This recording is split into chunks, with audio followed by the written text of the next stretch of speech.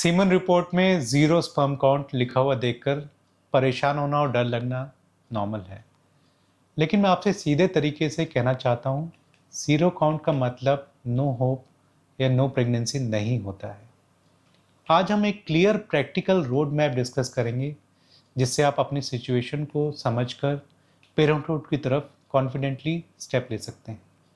मैं doctor Gautam Banga, reconstructive urologist and andrologist, पिछले 15 साल से दिल्ली में कार्य कर रहा हूँ। इस वीडियो में मैं सिंपल लैंग्वेज में बताऊंगा इवैल्यूएशन कैसे होता है, कौन से ऑप्शन सेंसिबल होते हैं और माइक्रो टेस्ट से जो एक सर्जिकल टेक्निक है उसके थ्रू बायोलॉजिकल फादरहुड कैसे पॉसिबल बन सकता है। डायग्नोसिस को सही रूल से कंफर्म कीजिए। सबसे पहले सीमन एनालिसिस को रिपीट करना ज़रूरी है, 2-3 हफ्तों के गैप पर सेम लैब में सही कलेक्शन प्रोटोकॉल के साथ। सैंपल देने से 2 से 5 दिन पहले इजैकुलेशन अवॉइड करें, क्लियर कलेक्शन करें और सैंपल को तुरंत लैब तक पहुंचाएं। कभी कभी स्ट्रेस, फीवर या कलेक्शन एरर से रिपोर्ट टेम्पररी ज़ीरो आ सकती है। अगर दोबारा भी ज़ीरो ही आए तो आगे के टेस्ट डायरेक्शन देने में हेल्प करते हैं। इसमें मुख्यतः है blood hormone, FSH, LH, testosterone. कभी कभी हमें प्रोलैक्टिन और थायराइड प्रोफाइल भी कराना पड़ सकता है।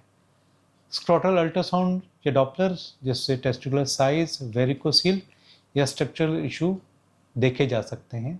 और सिलेक्टेड केसेस में हमें जेनेटिक टेस्टिंग भी करानी पड़ सकती है, जिसमें मुख्यतः कैरियोटाइपिंग और वाई क्रोमोसोम माइक्रोडिलेशन शामिल है। अगर पेशेंट में हमें ऑब्स्ट्रक्टिव पैटर्न या ऑब्स्ट्रक्टिव एजोस्पर्मिया का डाउट लग रहा है तो हमें उसमें CFTR जीन के लिए भी चेक करना पड़ सकता है।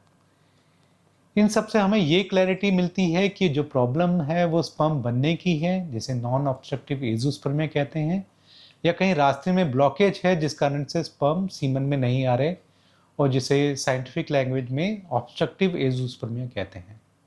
पेरेंटहुड का जो रास्ता है उसको रियलिस्टिक तरीके से समझिए। जो ऑब्स्ट्रक्टिव एजोस्पर्मिया है उसमें स्पर्म बनते हैं पर निकल नहीं पाते हैं, रास्ते में ब्लॉकेज है, उस कारण से वो सीमन में नहीं आ पाते हैं। ऐसे केसेस में 2 मेजर ऑप्शन रहते हैं। कुछ कंडीशंस ऐसी होती हैं जिससे हम रिकंस्ट्रक्टिव सर्जरी के द्वारा या इजैकुलेटरी डक्ट्स को ओपन करके हम इस प्रॉब्लम को करेक्ट कर सकते हैं और फिर नेचुरल इजैकुलेट में स्पर्म आने स्टार्ट हो जाते हैं। अगर हम ऑब्स्ट्रक्शन को करेक्ट नहीं कर सकते तो उस केस में हमें टारगेटेड स्पर्म रिट्रीवल करके डायरेक्टली IVF ICSI की तरफ बढ़ना होता है।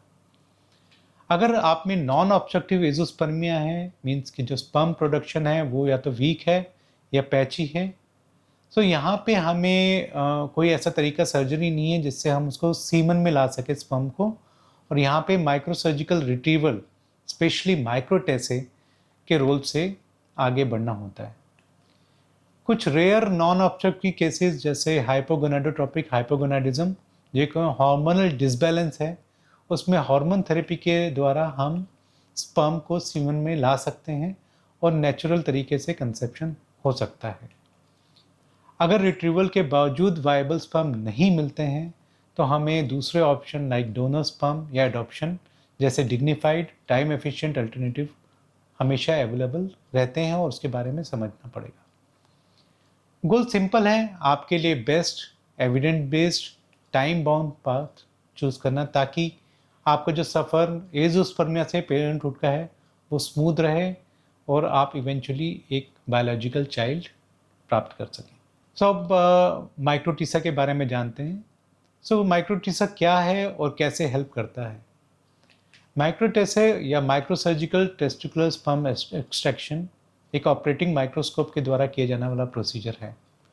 माइक्रोस्कोप की हाई मैग्नीफिकेशन के द्वारा हम ये सर्जरी करते हैं, जिसमें जो सर्जन है वो टेस्टिस के उन एरियाज़ को विजुअली आइडेंटिफाइड करता है जहाँ स्पर्म बनने की प्रोबेबिलिटी सबसे ज़्यादा होती है। इस टारगेटेड अप्रोच से हम मिनिमल टिश्यू डैमेज और मिनिमम टिश्यू को निकालते हुए वायबल स्पर्म मिलने के चांसेस को मैक्सिमाइज करते हैं। ये टेक्निक नॉन ऑब्स्ट्रक्टिव एजोस्पर्मिया में मीनिंगफुल होता है, जहाँ प्रोडक्शन फोकल होता है। टिपिकली ये जनरल एनेस्थीसिया या लोकल एनेस्थीसिया प्लस सेडेशन में किया जा सकता है। टेस्टिस पर एक छोटा इंसिजन दिया जाता है और सिलेक्टेड टिब्यूल या टिश्यू लिए जाते हैं और एम्ब्रियोलॉजी लैब में सेम टाइम पे उस सैंपल को हाई पावर मैग्नीफिकेशन में इवेल्युएट किया जाता है। अगर एम्ब्रियोलॉजी लैब में स्पर्म मिलते हैं तो उन्हें तुरंत इक्सी के लिए यूज़ किया जा सकता है या फ्रीज करके फ्यूचर आईवीएफ इक्सी में यूटिलाइज किया जा सकता है। प्रोसीजर से पहले हम हार्मोन, अल्ट्रासाउंड और जेनेटिक्स को रिव्यू करते हैं। लाइफस्टाइल फैक्टर्स जैसे स्मोकिंग, अल्कोहल, हीट एक्सपोजर को ऑप्टिमाइज़ करते हैं और आईवीएफ टीम के साथ साइकिल प्लानिंग करके ताकि एग रिट्रीवल और स्पर्म अवेलेबिलिटी इफेक्टिवली कोऑर्डिनेट हो सके। माइक्रोटेसे एक स्पेशलाइज्ड सर्जरी है, फिर भी बेसिक सर्जिकल रिस्क जैसे ब्लीडिंग, इन्फेक्शन और टेम्पररी डिस्कम्फर्ट पॉसिबल होता है। माइक्रोसर्जिकल टेक्निक का बेनिफिट ये है कि टिश्यू लॉस और कॉम्प्लिकेशन का रिस्क कम रहता है और हमेशा कोशिश की जाती है कि मिनिमम टिश्यू से हम जो हमारा मोटिव है स्पर्म एक्सट्रैक्शन वो अचीव हो जाए। रिकवरी आमतौर पर फास्ट होती है और सेम डे या नेक्स्ट डे हम पेशेंट को डिस्चार्ज करते हैं। सपोर्टिव अंडरवेयर करीब 10 से 15 दिन पहनना पड़ता है और कुछ दिन तक लिमिटेड एक्टिविटी रखनी पड़ती है। स्टिचेस ज़्यादातर केसेस में डिजॉल्वेबल लगाए जाते हैं और उसको निकलवाने के लिए पेशेंट को वापस आने की ज़रूरत नहीं होती है। मोस्ट पेशेंट एक हफ्ते के अंदर अपना रूटीन काम शुरू कर सकते हैं, लेकिन हैवी एक्सरसाइज और हीट एक्सपोजर को इनिशियल फेज में अवॉइड करना चाहिए और फिजिकल एक्टिविटी खासकर जिम और ब्रिस्क वॉकिंग 3 से 4 हफ्ते बाद पेशेंट स्टार्ट कर सकता है। सबसे इम्पॉर्टेंट चीज़ एक्सपेक्टेशन का रियलिस्टिक होना है। माइक्रोटेसी का outcome, cause, testicular size, hormone profile, पहले की सर्जरीज और जेनेटिक बैकग्राउंड पे काफ़ी कुछ डिपेंड करता है। इसलिए पहले से backup plan like cryo preservation, repeat attempt, indication या डोनर पाथवे ट्रांसपेरेंट तरीके से डिस्कस किया जाता है। सबसे पहले सीमन एनालिसिस को सही प्रोटोकॉल के साथ 2 बार कंफर्म कीजिए। दूसरा, हार्मोन, अल्ट्रासाउंड, डॉपलर और इंडिकेटेड जेनेटिक टेस्ट कंप्लीट कीजिए। इससे ऑब्स्ट्रक्शन या नॉन ऑब्स्ट्रक्शन क्लैरिटी मिल जाती है। तीसरा, पर्सनलाइज प्लान फाइनलाइज होता है। ऑब्स्ट्रक्शन में रिकंस्ट्रक्शन या रिट्रीवल प्लस आईवीएफ या रिक्सी और नॉन ऑब्स्ट्रक्टिव केसेस में प्राइमरी ऑप्शन माइक्रोटेसे विद इक्सी जो नॉर्मली आईवीएफ टीम के साथ कैलेंडर को सिंक्रोनाइज करके किया जाता है।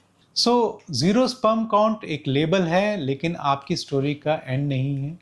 सही इवैल्यूएशन, सही टीम और सही टेक्निक के साथ बायोलॉजिकल फादरहुड पॉसिबल होता है। माइक्रोटेसे ने नॉन ऑब्स्ट्रक्टिव केसेस में भी रियल होप और रियल चांस क्रिएट किया है।